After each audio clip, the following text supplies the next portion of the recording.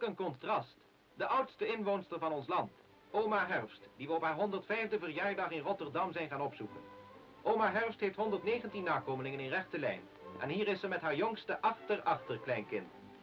Burgemeester Oud, komt de oudste inwoonster van zijn stad ook even gelukwensen. Bijzondere dag, hè? 105, ik weet niet of er wel eens ooit iemand geweest is die zo oud geworden is. En als u dan nog mag beleven in een zo goede gezondheid, zoals u eruit ziet, dan zou niemand zeggen dat u 105 was. Ik zou zeggen, dan is u even in de 70 of in de 80 geworden, ouder niet. Zo.